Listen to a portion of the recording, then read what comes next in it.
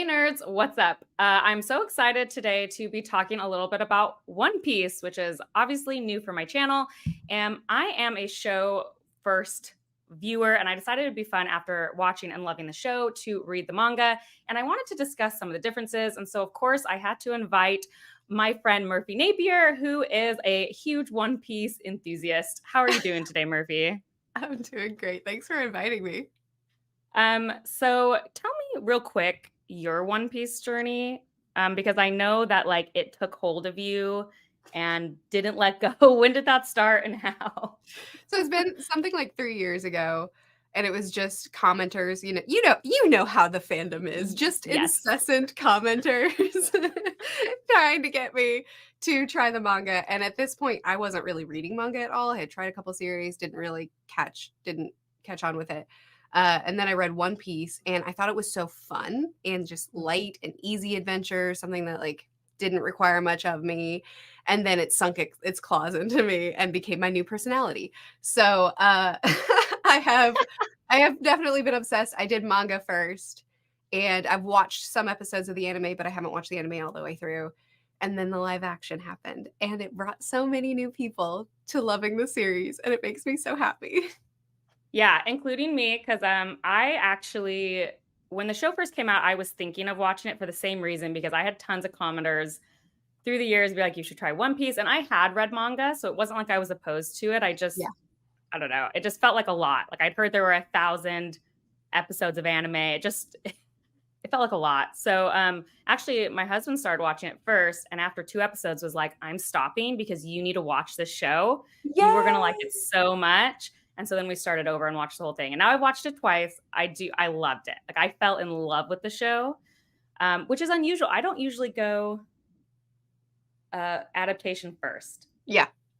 I usually try to read something. So that's why I wanted to talk to you because I'm never on this side of things where like Yes. I fall in love with an adaptation and then rewind and go Yes. and read the Yes. source material.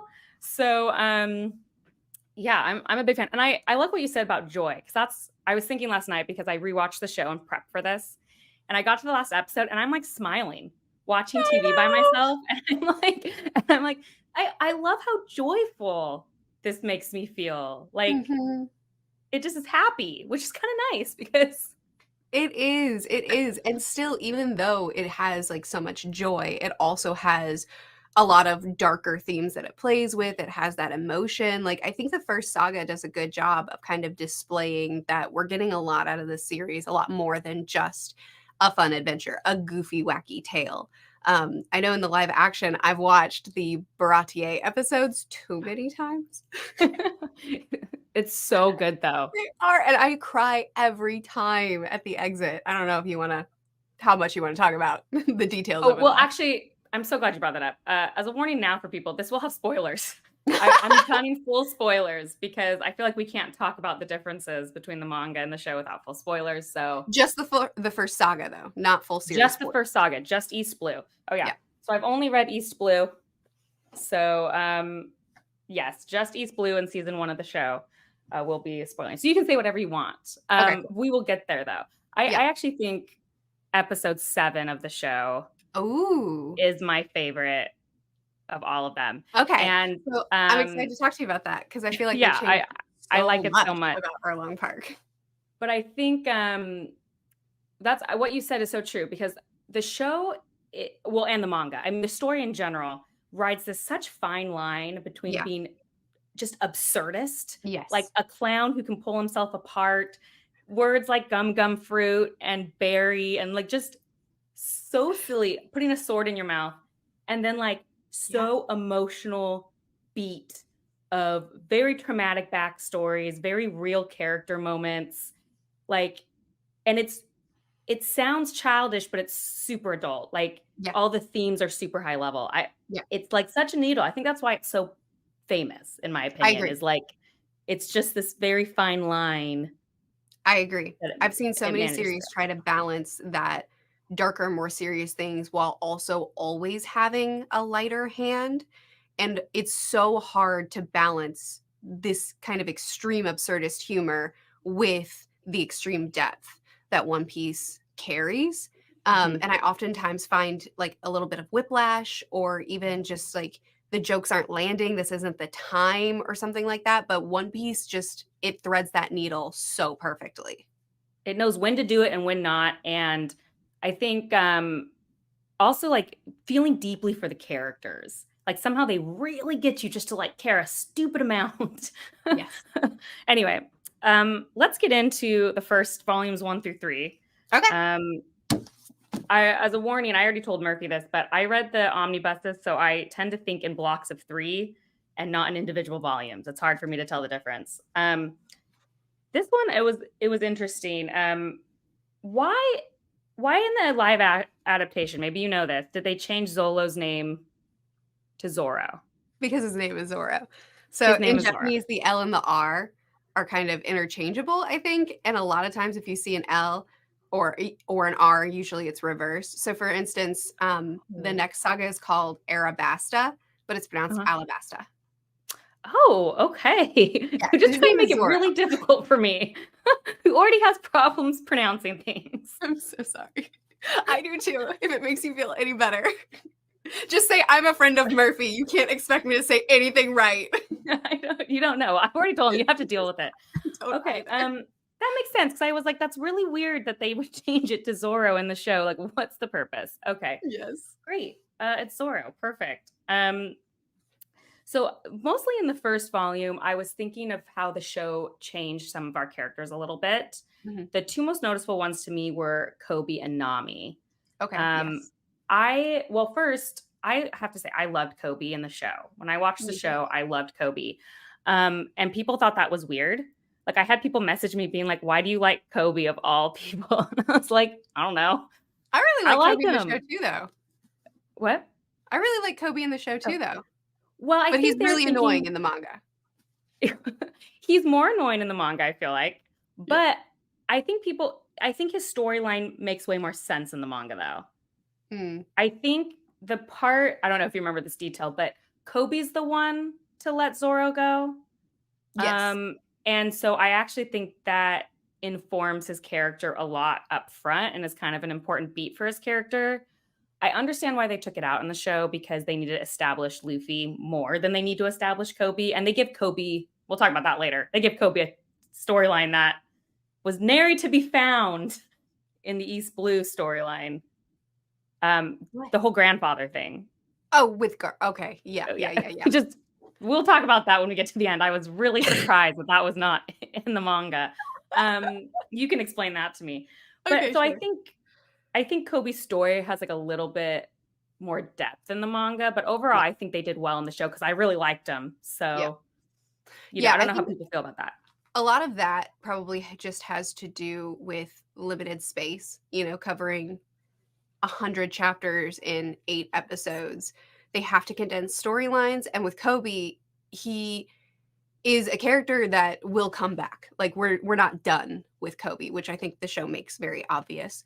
So being able to just kind of establish who Kobe is, what role he's going to play in the series, instead of kind of meandering with how he got to know Luffy and how they worked together a little bit at first. And the manga can take its time a little bit more. So they have to condense his storyline and just give him where he needs to land. Yeah, I was actually surprised how little Kobe we get in the manga after watching the show, because you really see him in the beginning, and then pretty much he never appears again except in those one-page, like, cover stories. Yeah, the cover stories, yes. Where you see his little adventures or whatever. So I assumed, obviously correctly, that he must play an important role later down the line, and they just kind of like, well, in the show we can't just have a character disappear for 7 episodes. So yes, and One Piece does that a lot, where you'll have a character story and then we'll follow their cover story just to get an idea of what they're doing in the background. And then characters, I think One Piece is a very living, breathing world. So characters progress when they're not the main focal point anymore. And then when we revisit them, they've had an arc off page, and now we're continuing on with them. And then they might leave again and come back again. And that's just like, it feels more real in that way. Yeah, I noticed that a lot, actually. You said it in better words than I was thinking, but with Alvida and Yes. Buggy and stuff. Like Yes.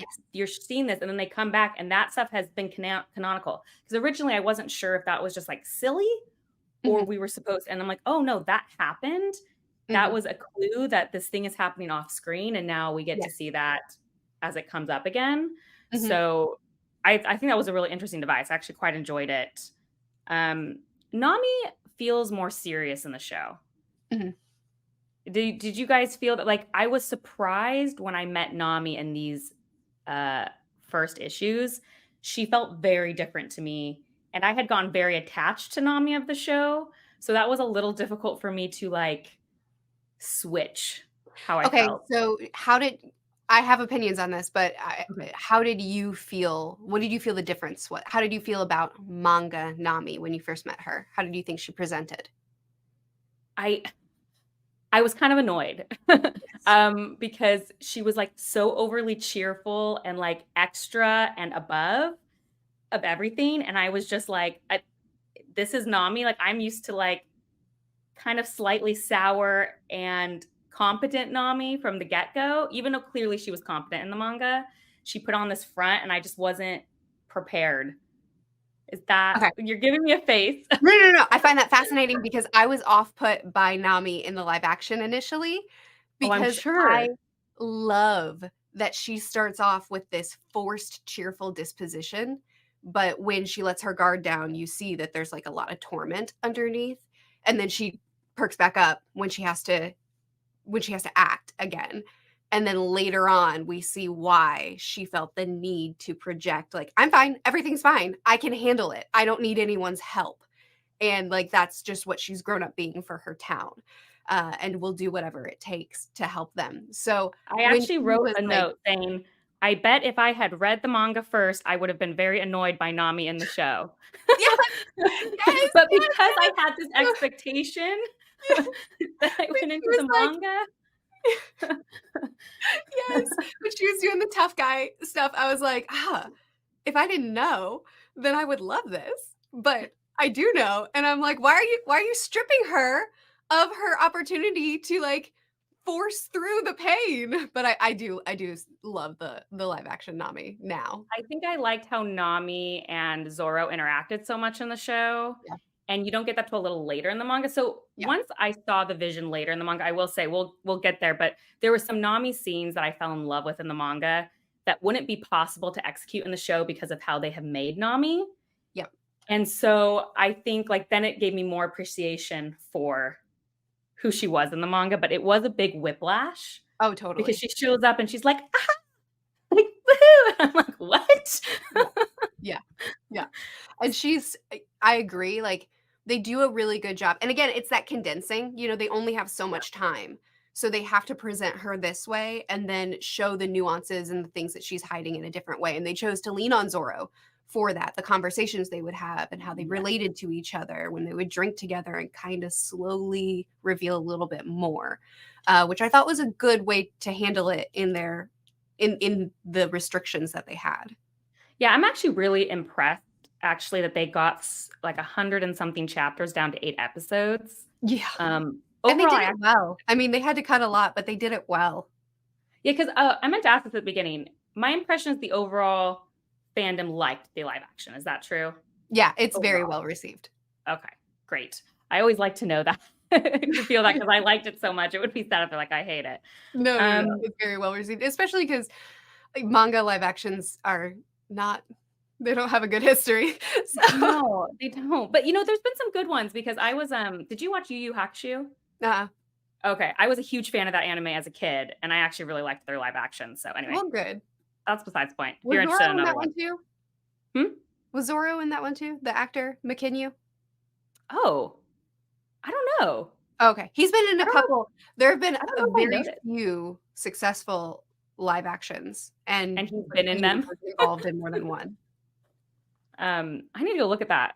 Maybe I just didn't recognize him That's okay. with all the makeup and stuff that they have in that show. Green Not hair. One Piece, Yu Yu Hakusho. Oh, okay. Um, oh, I was also going to say at the end of this, the reveal is quick. I'm sorry, I'm reading my notes. You're fine. But Kaya's butler is less silly and obvious in the manga, in my opinion. Okay.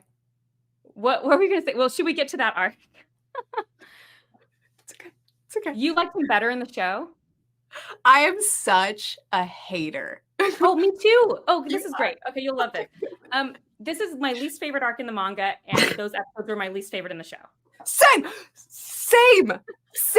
They're so boring in the show. Oh my goodness, why did we need 2 episodes of this? So boring. I can't believe of all the things to put 2 episodes on, you give it to this? Why this? We could have spent more time exploring and less time in an office playing board games with Garp and Kobe, and less time with what's his name? Oh shucks, I've lost his name. I'm so mad at him. What's his name? I don't know. I didn't write it down. I don't like his character. Okay, well, I call him Poop Emoji Butler. Less time of him scraping his claws down the hall going, Kaya, for like 40 minutes. Why did we have to do that for so long? Yes. And it was so dumb, too, the way they were just like, throw Zoro down a well, like, hit him one time with a bottle and he's knocked out, but he can do all this other stuff. Sorry. You would stab him. You'd be like, let's make sure he's dead. You stab him and then you throw him down a well. Okay, I feel so vindicated. You know, when we watched the show, while I was watching, I was like, oh, that was a huge miss for me. Like when I watched that episode, I was like, it's not like I disliked it enough to stop the show because I loved the character so much. Like Luffy pulled me through. Yeah. But I was just like, this is so silly. I hope that's not what the rest of the show is like. And it wasn't at all. But, and even in the manga, I was like, oh, I bet I'll like it better in the manga because, and no. His plan is still so convoluted. And he's just like, we're gonna raid everything later. So let me just go ahead and kill Mary for no reason before the raid happens, even though I plan on staying in town and no one thinking that it's me, but I'm gonna go ahead and kill this guy and leave him here for everyone to find. Like it just, the whole thing doesn't make sense. And in the show, I actually don't think I caught that he had faked his death previously. Like I think I missed that detail, so it was even extra confusing. So like then in the manga, I was like, oh, there's this whole thing about him faking his death. Anyway, it was. I didn't like it. Oda-ism. He's bad at killing people. The live action did improve in that he actually died. He actually killed somebody. Yeah, so I'm glad to hear that. I was curious in this arc, though, were people sad the dog wasn't in the show? Because there's this whole side thing with the dog who's like very protective over his owner. Is that like a beloved part of the manga? It is for me. Yeah, okay. See, I had a feeling. I was reading this and I was like, people love dogs and animals. And this, I bet people were sad it wasn't in the show. I don't think I saw very much commentary on Chow Chow, the dog, because we knew stuff was going to have to be cut. And what the live action did amazingly is the things that it had to cut, it still gave us little Easter eggs. So like we still saw Chow Chow in the live action. He was just I looked the second time around. I looked for him. Yes. He was just off to the side. He was just kind of doing this, but it was like a nod. And there were a lot of those in the live action that was just like a nod to us, which I thought was really sweet to do for the fandom. It showed that the directors and writers really, really cared. Yeah, I noticed like the pinwheel, for example, because I didn't think anything of that the first time I watched, but after reading Arlong Park Saga or whatever. So much significance. Then I went back and I was like, oh, I'm so glad they still had it on his cap. Like it's a blink and you'll miss it. Yeah. And they made it kind of a thematic other ways to try to like bring it in. And I was like, oh, that's really nice that they felt like they couldn't do it how it was, but here we read it. We know it's supposed to be there. Did you like Usopp in the live action? Nope, I didn't. He annoyed me a ton. Yeah. He was the character I liked the least. Reading the story, like I said, I feel like they give depth to all the characters more in the manga. So I understood Usopp a little bit better in the manga. Oh, he's annoying in the manga too. But he's annoying. He's my least favorite in the show, and he's my least favorite in the manga. Yeah. I have a lot of affection for him because I've read so much more, but his introduction is terribly annoying. Yeah, and you know, in the manga, I was not prepared for his nose.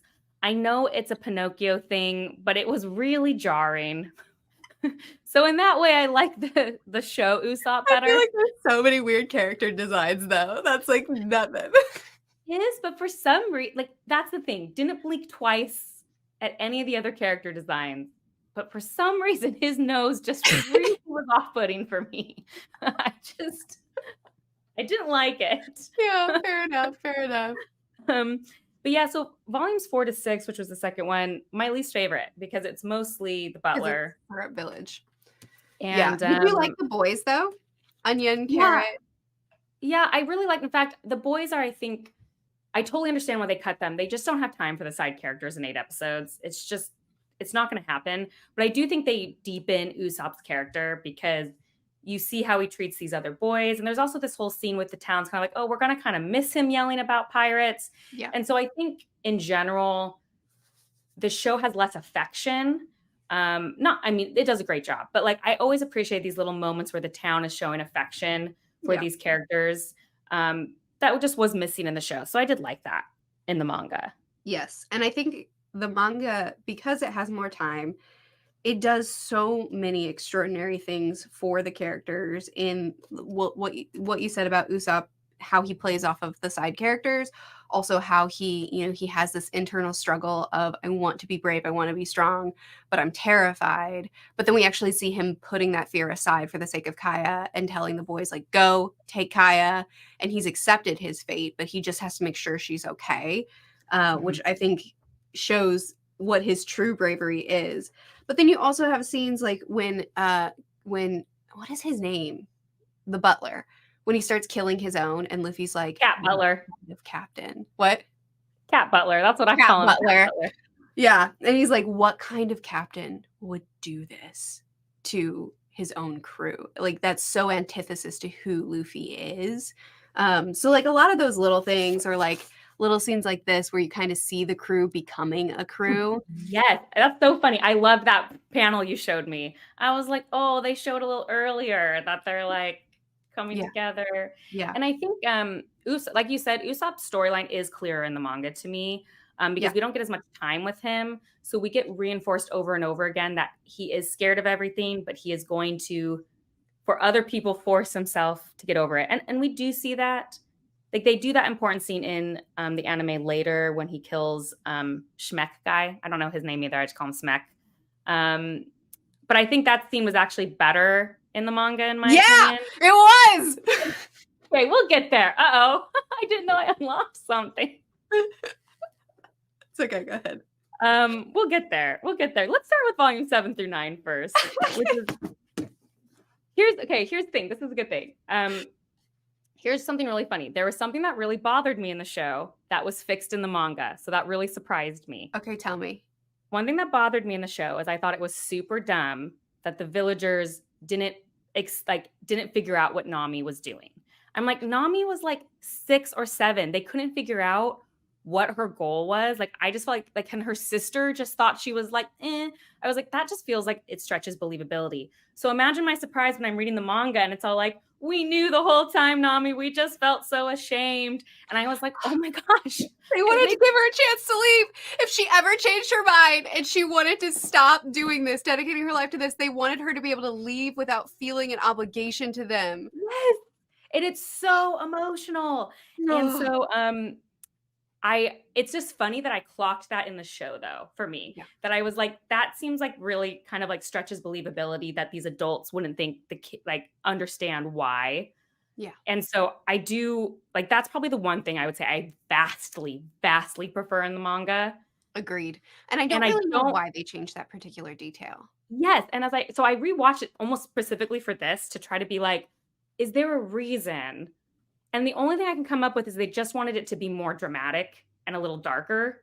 And I don't agree. That's the one decision I really don't agree with because I think it would have been very easy for them to have that scene. My theory on why is because one of the things that makes One Piece so extraordinary is that each island, or in East Blue, more each town, has its own personality. Like the village, the people that are there, they have their own stories, they have their own history, they have their own motivations, and we actually spend a lot of time focusing in on those things. But with the live action, they can't really do that. So they have to strip the side characters of everything that makes this town living and breathing and pass it off to the main characters instead. So Nami got all the important character work, and the village, the town, lost all of theirs. And so I think that's why they did that, because they didn't have time to let the town have their nuanced reasonings and story, and they just had to throw it all on her.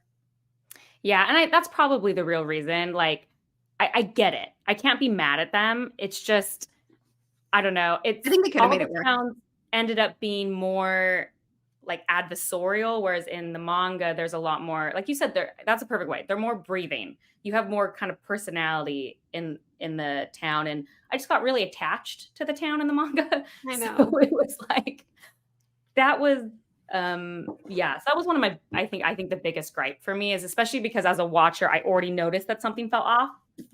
And so that was interesting to me. We said we were going to talk about volumes 7 through 9 and then started talking about Arlong Park. Well, but isn't that, but I have it in my volume 7 through 9 that the villagers knowing what Nami was doing makes way more sense. So I think that is a reveal in volume 9. Is it? I think, okay, that's fine. I put volume 9 as my favorite. Oh, you're right, it is. It's at the very end of volume 9. You're right. Okay, well then that means I can talk about this.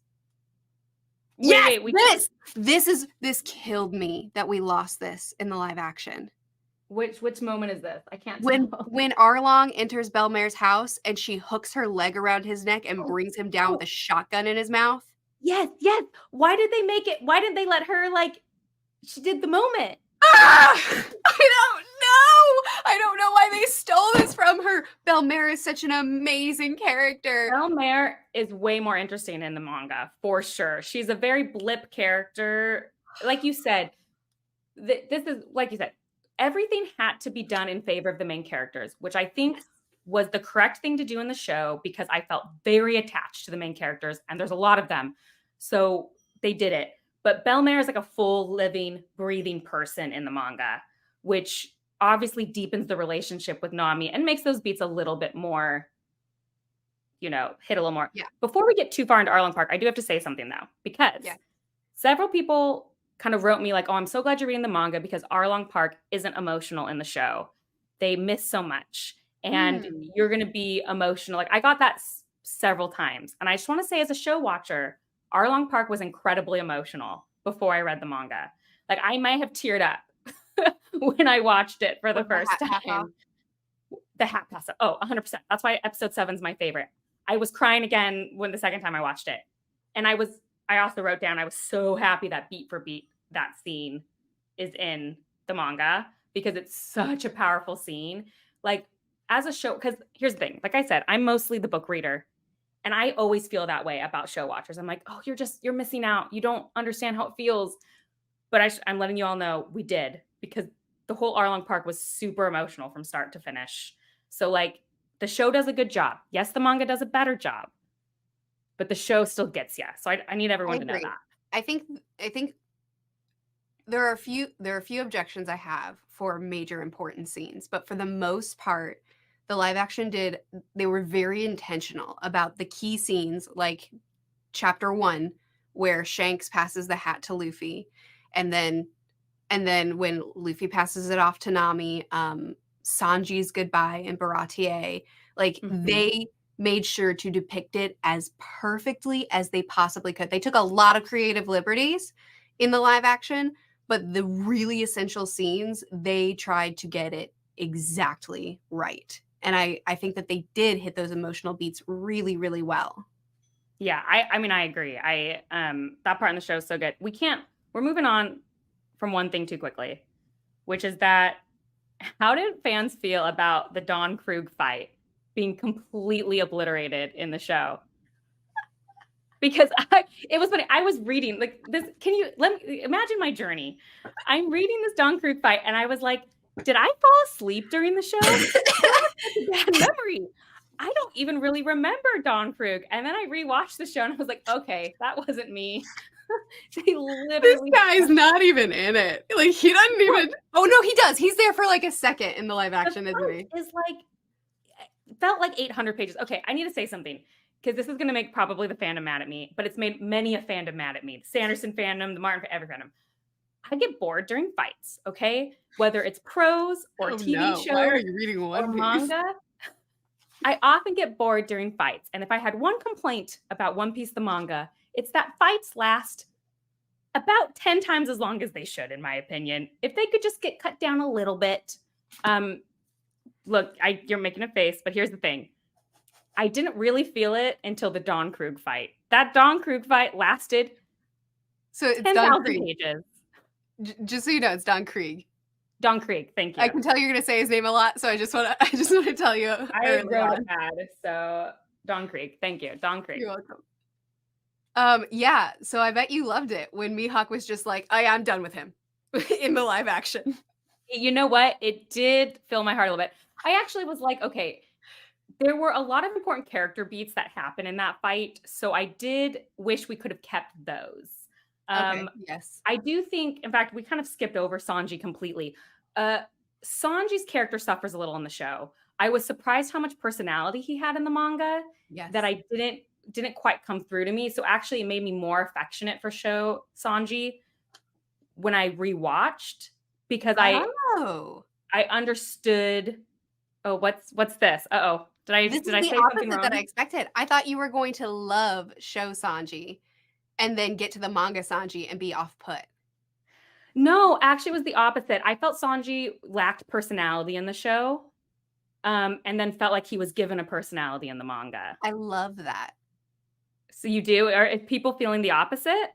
I mean, I love Sanji in the manga. Okay. I really like Sanji in the manga. I think I mean, yeah, it's stupid the way. What's his catchphrase? Crap geezer. I understand. He does call him a crap geezer like a million times, and I understand why they took that out of the show. But I felt like it made their relationship make more sense in the manga. Like, I don't know. I appreciate Sanji a lot more in the manga. Actually, quite a bit. Okay, so Sanji has this. He has his swoony side, where he's just like Nami-san or whatever it is, and he just, he loves her and all the women, any woman. He's just like hard eyes, right? But then he's also really cool, and he's like such a great fighter, such a great defender, so loyal. So he has this dichotomy about him that sometimes can be difficult to swallow. Sometimes Oda takes the swoony side of him too far. But in the show, they balanced him with being cool, but also being suave. So they took the simp and turned it suave, which I thought would be off-putting to you. No, I think the simp, it kind of made him silly in a way that I appreciated. Mostly because none of the girls in the manga take him seriously. Sure. So it gives him like he has this coolness and then uncoolness. Where in the show, it's kind of mostly cool. Yes. So I like the dichotomy better, personally. I love that. So yeah, he worked better for me actually in the manga. I understand why you thought he might be off-putting, but he wasn't. Yeah. No, I mean, honestly, like Sanji is one of the coolest characters in the series. And once I had the manga as a background, then watching the show, I liked him a lot more because I could interpret my own. I saw like the nods to his original character, but like what's the Baratier? Did I say that right? Yeah, Baratier. Okay. Those are some of my favorite parts in the show and manga, but I do think the Don Krieg fight, you get to see a lot more interaction between Sanji and the rest of the crew, or his cooks, his chefs, that deepen the understanding of they have this adversarial relationship, but they really love each other. And that I got that in the show. I understood it in the show. I just liked how it was a little deeper through that fight. That being said, that fight went on forever, Merphy. I will not back down. It went on forever. I do think that Oda does a good job of using his fight scenes because it's a battle shonen. So, there's going to be fights. And Oda does a good job. To be clear, I like a lot of the fights. I'm just saying some of them go a little too long. No, you're right. They do. They go long. They go long. It's okay. You can have that opinion. But he does a good job of building characters through the fights. And I think the Zoro Mihawk fight is a really great example of that as well. Yes. But they kept a lot more of that in the show. Yeah, I think they depicted that fight really well. they depicted it really well, although I will say, yeah, it hit hard. I mean, of course, when you have more time, it's always going to hit harder. We're book readers. We're always going to want the extra detail. Mhm. But I think they did a good job. So what What do did you people think think of about? Jin? I I understand why they took him out of the show, Mhm. but I liked him. I thought he was kind of an important element for Zoro's backstory. For Um, Zoro's backstory? sorry, I said that wrong. I meant Sanji's. Okay. Um, I I appreciate because they kept him in the show. I mean, he's at the very He is. beginning. Um, but he has a whole arc in the manga um, that also informs themes of the whole manga in general, which is that Luffy's whole thing is I'm going to treat people right, and that's how I win their loyalty, and that's how I succeed. And so then you have Sanji doing the exact same thing with this character, kind of shows how he fits in the crew. Yeah. And so that was, yeah, I mean, I'm bummed. I'm bummed that they didn't have that in the show because it was a very throwaway. In fact, I should say it took me a lot longer in the show to get the connection that he would feed anyone than in the manga because it wasn't really reinforced. And also Yeah. I was like, oh, it's because he was starved to death. Because it's like you're watching the show once, it doesn't hit the theme as much. You know what I mean? And Yes. so, yeah, Yes. I was a little bummed. But I mean, how could they have time? I thought you showed me a picture of Zoro's two buddies that are also cut Yeah. from the show. The two I guys. missaw. His brother. Yes. Yeah, I missaw. But no, yeah, I was bummed. It's a lot better. Well, just because like, yeah, him not listening to Don Krieg. Anyway, the whole thing is very interesting. But yeah, were people mad? I just want to know if people were mad that he gets killed in a 2-second scene. I think we all found it funny more so than being angry about it. Like, I don't think I heard anybody really raging about it. We were just like, what?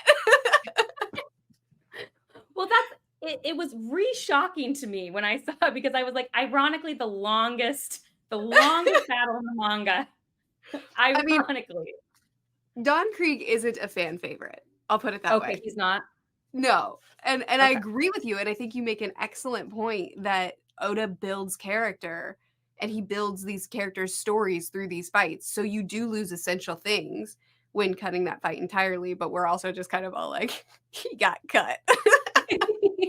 Okay, that actually surprises me. I thought you were going to be like, yeah, the fans were really mad about that. So that actually is like, that's a surprise for me.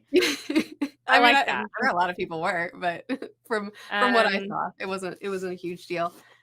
This is probably my favorite. These are my favorite panels in the Baratier arc when Sanji is sharing his dream with Luffy as Zeph looks on. Oh my gosh, yes, it was so much better. Like I said, a lot of Sanji's blink and you'll miss it. So when I rewatched the show, I saw that they put all that in there. Yes. Like I saw that it was there. Yes. But you have, as a show watcher, there's so much going on in One Piece. Yes. A lot of those details flew over my head. I knew he wanted to find the All Blue. I didn't understand why they had that shared passion necessarily. And it's so much more developed. That's what I'm saying. Like, so it's all these details make Sanji so much more interesting to me as a character in the manga. Okay, so I think it's so interesting.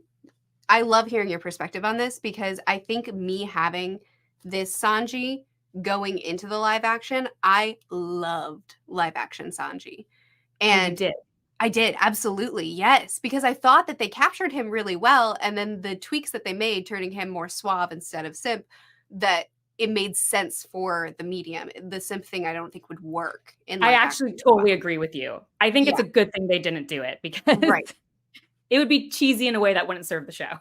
Yes. So I loved it, but I guess I didn't realize I brought so much of the manga with me when I interpreted the live action Sanji. Yeah, I think you did. Because I like have so much affection for live action Sanji now. I'm like, how did I just let this character be so behind? And now that I've read it, I'm like, oh, I love you so much. But I didn't get that. I love that perspective. I wouldn't have known. Yeah. So I think it helps a lot to have that background. Yes. background there. Okay, let's do it. Let's do the main parts of Arlong Park. You tell me, because tell me your feelings. Get it off your chest. I can tell you've been dying since the beginning. Well, we talked about the main one. The biggest one is that they took the agency from the town. You know, the town played a huge role in Nami's story in holding back that they knew, because they wanted her to have the freedom to leave if she didn't want to fight for them anymore. And shucks, what was the scene when she had all the money, when she got swindled yet again, and she had all the money taken from her, and then she came running back to the town, and she was like, "It's okay, I'll start saving again. It's gonna be fine. I'm gonna handle this." And he just held her, and he just told her, "You must be so tired. Let us fight for you now." Like, I love that scene so much. We lost that because everything was handed to her and taken from the town, and that just makes me so sad. Yeah, and like I said, it's the theme is deepened in the manga because you have so many people being decent to other characters and showing that love. Yeah. And this is skipping ahead a little bit. I'm just like looking at my notes. I thought Nami's exit scene at the end of Arlong Park, where was so good. I said they were very emotional, but then she steals all of the wallets. She steals all their wallets at the very exit scene. No, in the manga. She's leaving the town and it's really emotional. This is at the end of Arlong Park and she steals all their wallets. Do you not remember this? It's so vaguely remembered by me. Oh my gosh, I can't believe it. This was like one of my favorite scenes in the whole manga. Tell me about it. You have a different favorite scene than me. Okay. It's okay. I've been talking too much anyway. Tell me your thoughts. Well, no, she steals all their wallets. So she's like off on the boat and they're all crying and sad. And then the town realizes all their wallets are gone. And they're like, "Oh, that's our Nami." And I just thought it was so funny. But obviously they can't do that in the live action. It wouldn't make sense with, what happened. Yes. It's that balance, isn't it? That like emotional beats, but then the humor that's tied with it. It's the emotional beats. Yeah, but the fight in Arlong Park was very different in the manga because you have Zoro who defeats everyone by himself at first, which I love that scene when they all come back and everyone's dead. But I think Zoro's my favorite character, so of course I'm gonna like anything. Mm-hmm. In the live action and the manga? So in the live action, it was pretty close between Kobe and Zoro, and I think Kobe beat out Zoro. Once I read the manga, Zoro beat out Kobe. It was all Zobi. It was all Zoro. So what is it specifically that makes Zoro your favorite? I'm always kind of a grumpy character lover. So his like nonchalant attitude all the time and like his quips just are very funny to me personally. And the straight man, funny man, like so Luffy versus Zoro is like a dynamic I like quite a bit. And so yeah, I don't know. I can't really explain it. It's okay. He's one of my favorites too. You gave a good answer. I just wanted to hear your thoughts on it.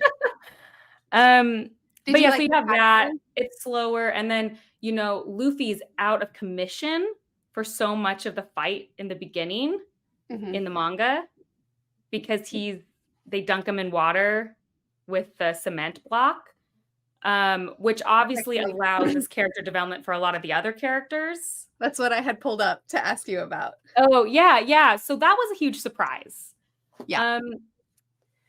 But we have so little time for that fight in the show. Again, I can't really fault them that they just kind of skipped to the end where Luffy's up in the tower and destroying. Like, at least they kept that part. Like, that part was pretty... Well, again, it relies on side characters, that fight does, because Nojiko and...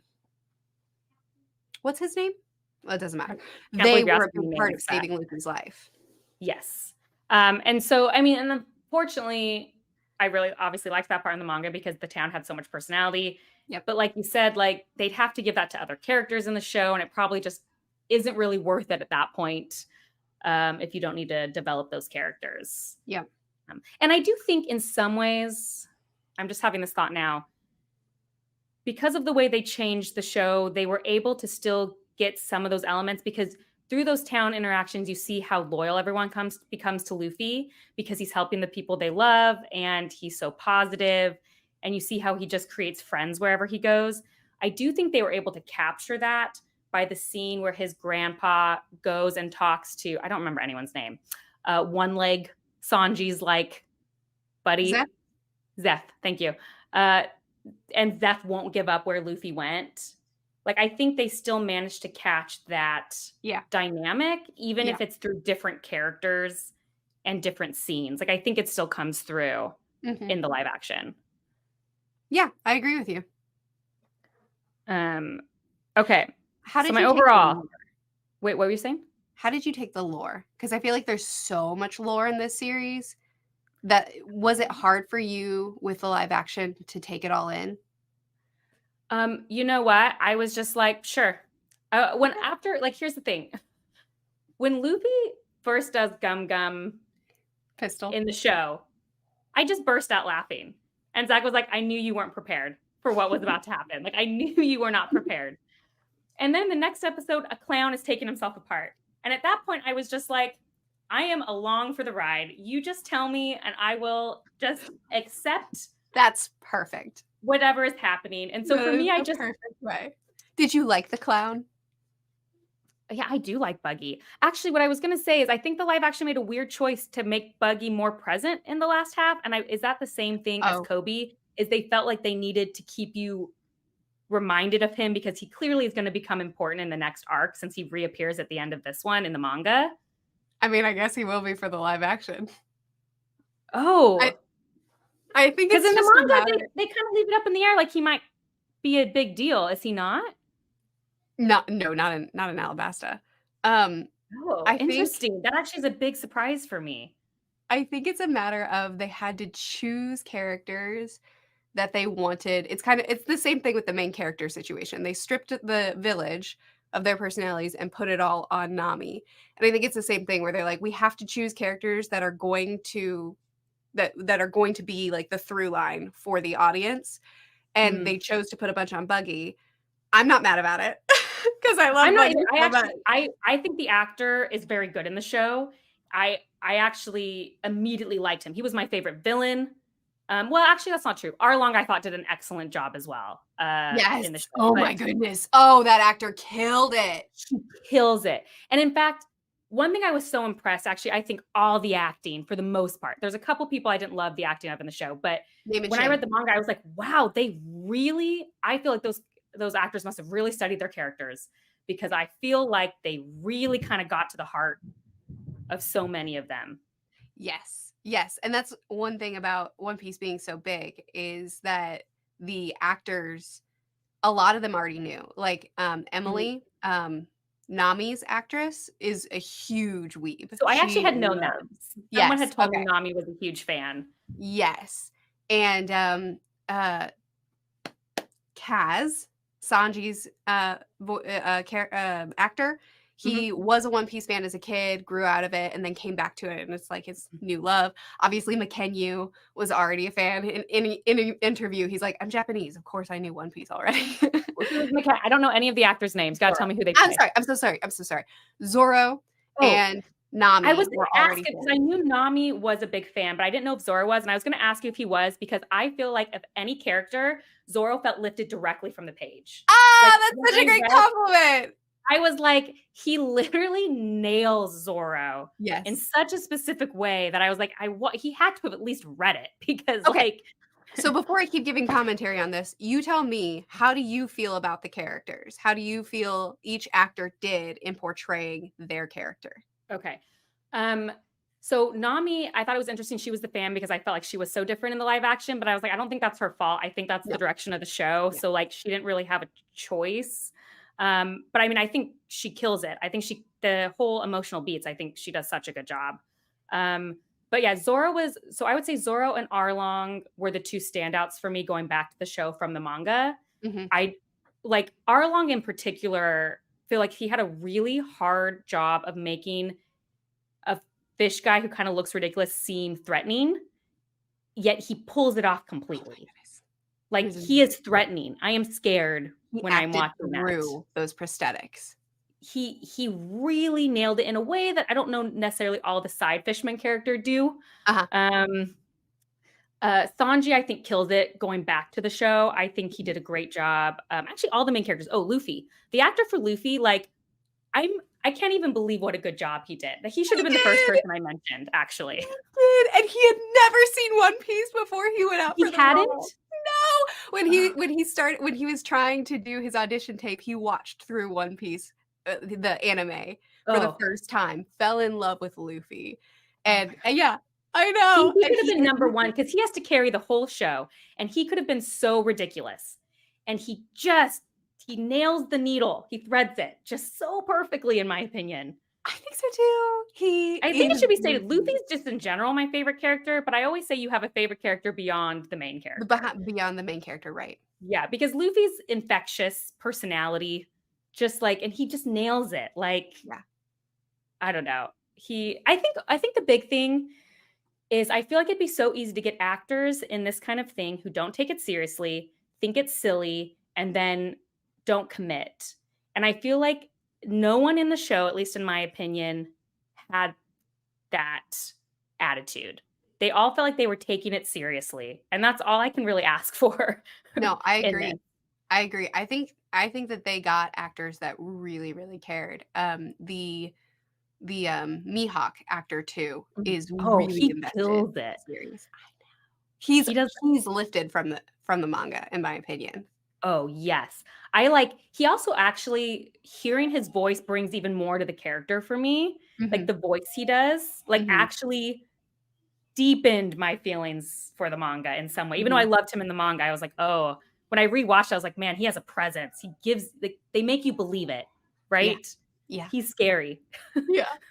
I know, and that But aloof sort of feel, yes. which the manga gives him. He's just kinda like, "I don't bring a cannon to fight a bunny," right? Like, that feel, that actor just And he has so little screen time in the show and completely steals the scene, yes, he which does. is another element. I was gonna agree. I think it's a great choice. You know, it's interesting that you told me Buggy the Clown isn't a huge element because I actually wouldn't have known that. So today I learned. But I think it's smart. I do think it's hard if you're doing a TV show to have a monster of the week Yeah, attitude about stuff like this. So I love that actor. I think Buggy the Clown could have been really tough to swallow as a live action watcher. And he totally sold me.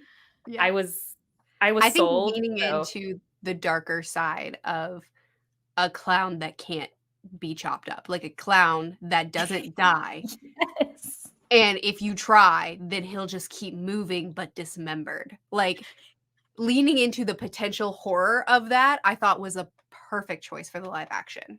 And I agree. And you do get elements. It's a little sillier, obviously, in the manga, because I think the manga has sillier A little. moments, which I liked, to be honest. I Yes. like it being silly. Oh, what are you gonna show me? So you like Buggy in the manga? Yeah, I like Buggy in the manga. Am I not supposed to like Buggy in the manga? Oh, people have different reactions. Buggy's one of my all-time favorite characters. I think So, you're now here's making the me thing. happy. I do think if I had read the manga first, I think my opinion of Buggy might have been different. I think Fair. I Oh, brought okay. stuff So you of the carried live over the live action action. to the manga. And that I Yes. think Buggy was a big one I brought to the manga. Yes. That makes sense. Um, because I was already affectionate for his character in the show. So I think I brought that with That me. makes sense. I can understand finding him easier to swallow in the manga because of the live action. Um, I will say, oh, let's get to the big thing. I've already kept you really long, but can we talk about the grandpa thing? Grandpa thing is nary to be found in the East Blue arc in the manga. Imagine my surprise. Uh, Especially because that was a plot line as a first time watcher that I was very invested in.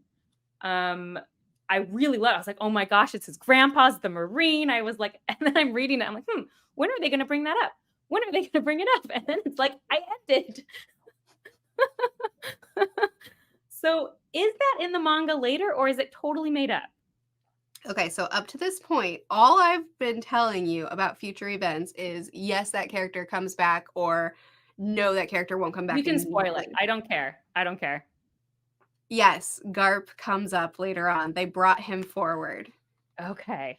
That's actually the one huge spoiler that the live action did to make Garp having him on screen is fine. You can bring him forward if you want to, but to actually reveal that he's Luffy's grandpa in the Pretty first early. saga, Yeah, pretty early too. that was wild. But I understand that they couldn't just not address that with the way they chose to bring him forward. So what arc do you find that out in then? I don't think we find that out until like chapter 500 or something like that. Oh, okay. So really far. It's like it's way out there. Okay. So then how do you feel about them resolving it? Because that's the only thing I didn't love in the show, how quickly it was resolved. He like fights them and then is like, well, now I have to make sure you were ready. When I first watched the show, I wish it had been longer. Reading the manga and seeing it wasn't even addressed yet, I wished it had been longer. How did fans feel about that? Fans are pretty mixed on the Garp situation. Mm. I don't like the way they did it. Okay. Yeah, I'm trying to remember how just trying to make sure you were ready. I'm trying to remember how all that exactly played out. But I just remember feeling I like it in the sense that Luffy, after defeating Arlong, seems like a pretty big deal, right? Like he seems like, whoa, what can't you do? And then Garp humbles him real quick, and he's like, "Nah, kid, like you're not ready." But at the same time, I think that the conflict with Garp just felt like it stole too much screen time to me, especially because a lot of it was just Garp in his office, Garp in his office, Garp in his office, where this is a really big world. And again, like we have all these rich characters that didn't get their depth. And by the end of the live action, I was just like, man, why did we spend so much time just showing Garp playing board games with Kobe again when we could have actually given the world more room to breathe? So I think that's my main qualm with Garp. I'm not too fussed over him though. Yeah, it's interesting just because I, as a show watcher first, loved that storyline a ton. Like when you find out his when you find out his grandpa is like the head of the Marines, I was like super into it. I was like, oh, like I was actually really sad it wasn't in the manga. Oh, I love to hear that. So that was like, okay. It worked really well for me. I actually quite liked his scenes. The only thing that didn't work is the end I felt was wrapped up too quickly. I thought this was something that was going to go into like season 2. Yes. I was like, oh, this is going to be like a thing that we're going to deal with for like seasons. And that kind of felt like, oh, it was just wrapped up so quickly. That was the only thing I didn't like about it. But yeah, as a show watcher initially, that was one of my favorite parts, was that reveal. So do you have the feeling that Garp is going to come back in Alabasta and continue to just kind of like test Luffy? In the show or in the manga? In the live action. I literally have no idea. That's what I'm confused about. I don't understand where his character fits in our narrative moving forward, which is Truthfully, why I don't think I understand it either. Okay. Sorry, I'm trying to find a specific panel that I want to show you that I really love, but maybe I just need to stop fixating. you can send a picture to me later. Well, I mean, does he have, I guess I should say this, you don't have to go details, but is his arc in the show, Garp, similar to the arc in the manga, or is there a lot more to it in the manga? As far as like testing Luffy, like following him around to test him? Well, both, either with Luffy or on his own as a character. So you may have noticed this, but Garp is in Kobe's cover story. Did you notice that? Yes. Okay. So I think what they did was they took that cover story and decided to flesh that out for the show. Okay. So technically what they did, a lot of it was maybe not canon, but it was pulled from the source material, and then they just kind of made it its own more living storyline. But as far as the role he plays in the manga, no, he's not following Luffy around to test him. That was unique to the live action. Okay. That was interesting to me. I will say that the role he does play, I think you'll be satisfied with when we get to it. Okay. That's good to know. We'll keep it light and less spoilery, so I'll be surprised moving forward. Yeah. Overall, really enjoyed. I'm glad I read the manga for the deeper story connections. Loved the show. Still love it. Rewatched it. Probably one of my faves. Episode 7 is just my favorite because of the hat scene. Did you say the live action is one of your favorite shows? Oh yeah, for sure. It's a show I could watch over and over and over again. I love that. tend to, there's shows I love that are intense, but I tend to not rewatch them. Usually my shows that I'm going to rewatch are going to be like, make me feel good inside. Yes. And got to episode 8 and they're all putting their boots on the barrel. And one of my favorite things that obviously couldn't really be done in the manga, but when they're saying what their dream is and it flashes back to the kid version of them saying it. Yes. Well, you haven't probably watched the show quite as much, but I love that scene so freaking much. Yeah. One thing that did surprise me about the manga is I felt like the show had a very natural conclusion of an arc. Yes. Whereas I felt like volumes like 11 and 12 were more of a start of the next saga.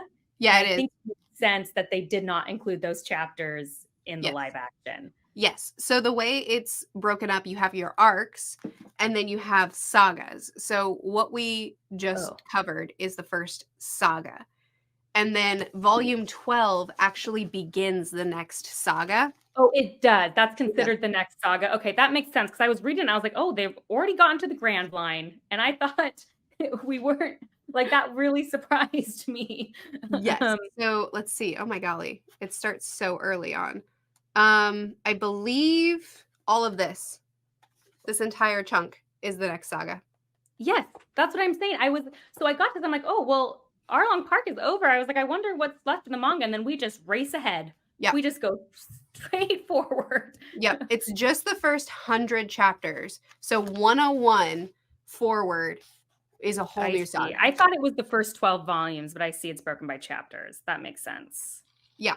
So you are correct in why it felt a little bit odd. So you've already started the next saga. Congratulations. I didn't even know. Are you going to continue to be show first? Yes. So I decided I'm going to wait to be show first. So I'm going to wait for season 2, and then I'm probably going to go and read it after, just because I fell in love with the show. So I'm going to just continue show first, which One Piece fans don't come for me. So honestly, as long as you're enjoying it, generally the One Piece fandom is just excited. So okay, good. I think you're going to have a lot of positivity on this video. People might be mad at me for talking too much, but I think people will be happy to hear your perspective. I will say, I think that you provide a really unique perspective because the fandom, we've like talked it to death at this point. So hearing from someone who's live action first and you having a really different perspective on characters like Sanji and being so attached to the Garp plotline and stuff like that, like that's really fascinating to me. It's just so weird being from this angle because I'm usually your position. Yeah. But I do always like talking to people who were show first, like even with Wheel of Time, because they do ground you a little bit. Like my friend would be telling me all these things that they enjoyed. And I'm like, okay, this was good perspective for me. I needed you to tell me that like, I've been in it too long. I'm too deep. I need to take a step back. So yeah, as everyone knows, the show is hilarious. I've told a lot of people to watch it. And I just always tell them, look, I know it's going to have some weird things in it. You just got to roll with it and trust me. Yes. It'll have a good payoff. Because I do think the one thing about One Piece is it does require its viewer to just like let some things go. Yes. As a fantasy reader, I'm always willing to do that. But like I do understand why it might be a hard sell for some new viewers because you just, you got to accept the absurdity of it. It's not trying to not be absurd. Yes, absolutely true. And you're a fan of Discworld, so it's not like the absurd is unfamiliar to you. I can be absurdist. Anyway, wait, what were your favorite parts about the show? Tell me what was it that made it one of your favorites? For sure, Luffy's positivity. Like off the bat, like the part on the boat. First of all, I actually laughed like out loud watching the show, which I feel like is difficult. I don't always feel like humor lands. So Luffy on the boat when he's like talking to the bird, you're going to be my crew, and then the bird flies off and he's like mutiny. I like actually laughed. Like that was so good. It's so funny. And so just already like, okay, we have this absurd character. I'm going to be king of the pirates. Okay, like that already kind of sold me. It was just like, okay, we're going to have this clearly too cheerful character dealing with the world that's not that way. That was like the first, like, okay, I can buy into that completely. I think show-wise, like when I really got to the point of like, oh, this is the thing I really like, was episode 7. Not that I Yeah. wasn't enjoying it before then, but when Nami is in the middle of the town and she's crying and she's like, turns around, the whole thing is so cinematic, turns around and says, help me. And he Yeah. takes off the hat and puts it on her head. I was like, oh, I am so done. here. That's Like so all of a sudden we interesting. are serious. Like Yes. it's not going to just stay so absurd. So that was, I think, really the moment that I was completely sold. Wow. I love that because that's one of the most iconic scenes in the entire manga. So the fact that Good it was reason. also the most iconic thing to you and what made you Oh, love the series. absolutely. That was, I think that scene, that was the turning moment for me. Like, oh, from something I'm watching to enjoy to like, oh, I'm definitely going to have to read Yes. the manga now, because why am I feeling this way about these dumb characters? Yes. Oh my goodness. Okay, so we as fans, we almost always are like, just get through Arlong Park. If you still don't like it through Arlong Park, then drop it. It's fine, but just get through there because that's really where the series shows what it can be for the first time, at least to that magnitude. And the hat pass off scene is what we always wait for. So I love to hear that in the live action, right. it's the same story. Yes, I tell people that I'm like, just do me the favor and watch the 8 episodes. It's Yeah. not very much. Don't Oh, you're a quit true when you One Piece see fan. Buggy the Clown. You just gotta like, you just gotta hold on to it just a little bit, and you'll see Yes. the emotional payoff, which is what I need, I think, to really love a show. There has to be some sort of emotional payoff. Yes. So yeah, no, you guys are right. You guys are right, because that's where I was convinced. That's amazing. So do you like the live action more than the manga? Elements of it. Mm-hmm. Elements, I think, it's hard because I feel like I'm going to now bring so much of the manga with me into the show. Mm-hmm. So I don't know. I think yes, maybe. I think I do like the show a little bit more. And I think that's more pacing reasons. Okay. Fighting scene The fight reasons. scene. I think that's why, but I don't think, I mean, obviously Oda wrote the manga, so the show could not be without its source material. And I think, I don't know, it's mixed because there's things I liked in the manga a lot more. Like I said, like the Nami town thing, I really think the show is at a disservice for not having that. So I don't know. I think it's maybe equal. Okay. I think I liked it equally as much as the other for different reasons. Different elements. I do think the show, just I like, for whatever reason, seeing the actors bring so much to the roles. I think that's what endears me to the show. Yeah. And even just the visual effects the show does captures the manga so well. Like the way they have the wanted posters flash in front of their faces. And in the last episode, I'm guessing it's an homage to the anime. The way they split the screens and show their faces is very anime. So I think there's a lot of homages to like... Or like how the wanted poster will show up to introduce a new character and like Buggy will bat it away or something like that. Yes, I love how they have them interact with it in a similar way to the manga. So like I said, it's like the manga is what made it what it was. Sure. So it's probably equal maybe. Okay. Yeah. I don't think there's a wrong answer to that. I think it's cool to talk to somebody who's live action first and has fallen in love with that and has a totally different perspective on things because of the order in which you received it. Well, and I'm guessing that you can tell me. One Piece fans are probably more amenable to that in general, just because there's a lot of One Piece fans who've only watched the anime, right? Sure. Like that's very common in manga and anime that you will have only watched. Yes. Or only read. So I feel like saying I prefer the live action just because what I watched first. I think they're like, well, yeah, some people only see the anime, and you're still a One Piece fan. It's just in different formats. I feel like that's pretty common. I mean, it is distinctly different. Like I think the live action is like its own animal because of how much they've morphed, whereas the anime follows the manga very closely, except for all the filler. So it is a different animal in that sense, but also, like I said, like One Piece fans are just like, we're feral, like we're just like, you like our series? Okay, join us. I know. I think that is the sense I got, which was like, oh, thank goodness, someone new at some point. And I do think, I will say this, I do think you guys as a fandom have a harder sell because when people were first telling me to do One Piece, I read Haikyuu, which is a volleyball manga. Mhm. And there's always ads, at the end of the mangas for different Sojin Jump mangas. And there was a One Piece ad. And this was long before the adaptation. And I read what it was about. And I was like, what? Like, what? This is the thing that everyone says is so popular and famous. I wish I could get the ad because I need to give me 1 second. All Haikyuus are up in my son's room. Dang it. I was like, the description it gives of what this is about is so absurdist. Rubber pirates. Yeah, well, it was like, he now wants to find the pirate, but he has, I think it's but he has the power of the devil fruit. And I was like, what? This cannot be the manga everyone's telling me to read. Cannot be. And I did. And look, I know better now, so I can say this. I was like, so this is for children. Yeah. It's it sounds like it. So I think you guys have a tough sell because I think it's hard to explain unless you just experience it. And you're like, oh, this isn't all, because it's not childish. I will die on the hill. Nothing about One Piece is childish. I would not let my kids read it right now. They're too young. There's so much high level. Yeah.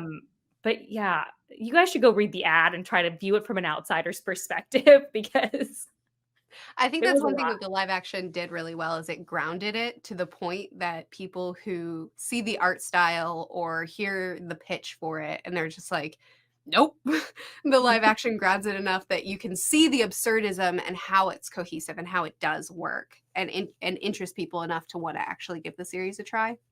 And I do think that may be another reason they went with Nami the way they did was to have another serious character early on to ground it. I think they might have been worried if everyone's kind of up there. Yeah. And so I think that could be another reason they did that to Nami. Because she's our first I guess we meet Kobe first, but she's one of our first major side characters that's going to be with Luffy. They probably felt they needed to ground it. Do you have any predictions for where the series is going? Well, so I guess my biggest question is I was like, oh, so we get this series as in manga or live action? The live action, whatever. Okay. Whatever. Okay. The story. I was like, oh, the Grand Line was different than I thought. I wasn't expecting it to be a bunch of islands. So I'm like, oh, clearly we're going to just have probably the journey of them going to each of these islands and how they're going to be different. So that's my prediction. I am curious how they are going to do that in the live action because they tend to take so much away from the personality of the towns. And it's very clear to me that that's going to be a huge portion in the manga of the Grand Line. So is this an agreement face? I don't know. This is good. I'm loving it. I mean, I can't comment on your theories, but I know. That's true. So my theory is they're going to island hop. And my theory is also we are going to get a bigger crew. So even though I'm very attached to our main core of characters, I'm like, I feel like we're missing some crew members. So I feel like. What do you think we need? What do we have? We need a medic. I think we're going to get a doctor. So what do we have? A cook, a navigator, defender. I don't know. What's Zoro? He's just our defender. He's our grump. He's the first mate, right? Oh, I should say one of my favorite scenes in the show is when Zoro goes and talks to Luffy about, should you talk about the grandfather thing? Do you want to talk about it? Nope. Okay, good talk. I love that scene. I love that scene so much. That's an example of a scene that's obviously not in the manga, but I think captures the characters very well. Yes. And what does Usopp do? I don't know. Usopp's there for sharpshooter, the sniper. Oh, he's the sniper. Okay. So yeah, I think we need a medic. And maybe we need someone who can build or repair ships. So a doctor and a repair person, maybe. Although that might be too logical for our current makeup of the crew. So maybe not. Maybe just a ghost for fun. Yeah, just somebody, to haunt the ship. You know what? I would believe it. We'll see someone undead and just be like, hey, join me for no reason. Just to haunt the ship.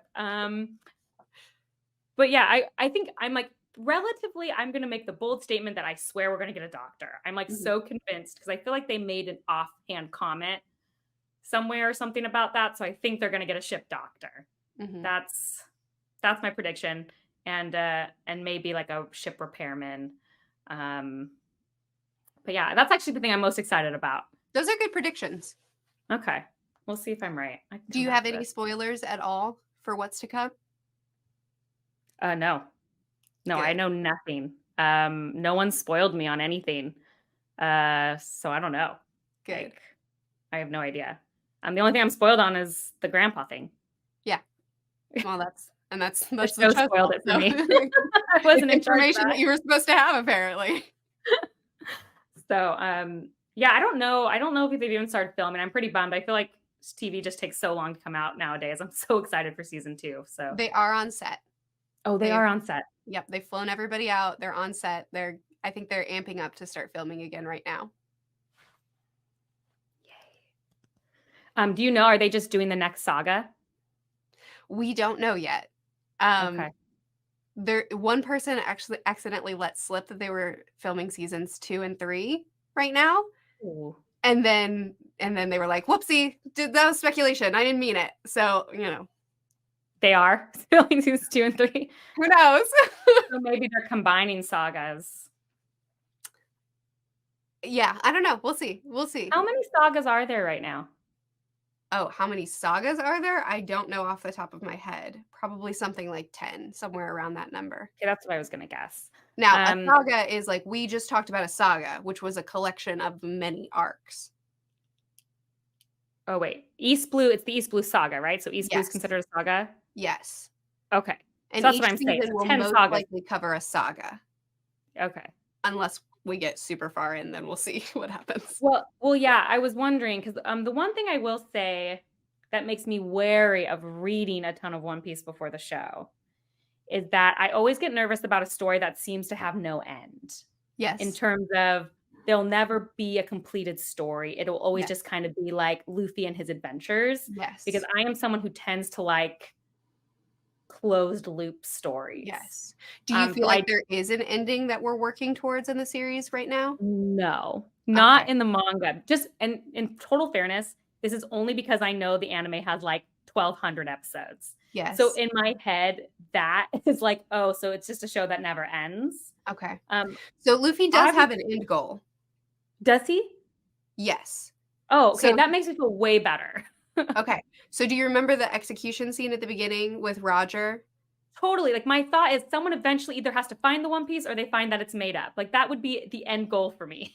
Yes. So Luffy's end goal is to become the king of the pirates. That's his dream. Get the One Piece. That's what he wants. He wants to find the One Piece, be the king of the pirates, Gucci. And everybody has their end goal. Zoro wants to become the world's greatest swordsman. Sanji wants to find all blue. Nami wants to map the oceans. Yes. So and Usopp wants to become a brave, strong warrior. So they each have their end goals that they're working toward, and they're working toward their individual goals collectively. Right. So where we are now in the series, we are amping up for the end. So I will say it's not going to go on forever. Okay. That makes me feel better because for me, it was like, I want to see them accomplish their goals.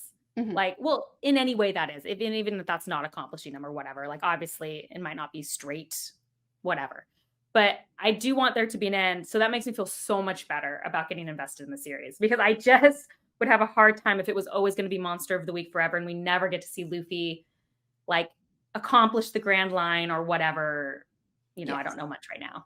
Yes. I will say, obviously, as they have this goal of trying to find the One Piece, they're also encountering many different people and cultures along the way, and each saga has its own unique story that it's telling. So I can understand the comparison of Monster of the Week, but it doesn't stop having these high level themes, this rich depth, and like each story is its own story that has so much to tell before we move on to continue that longer overarching journey of trying to complete our goals.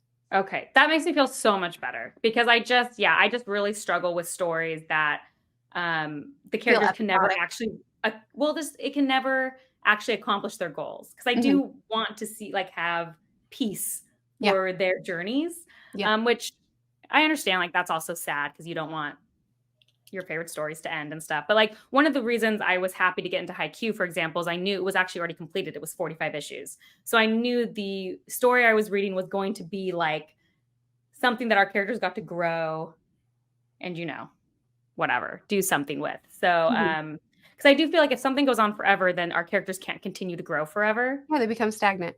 They become stagnant. So, okay, that makes me feel better about the whole situation.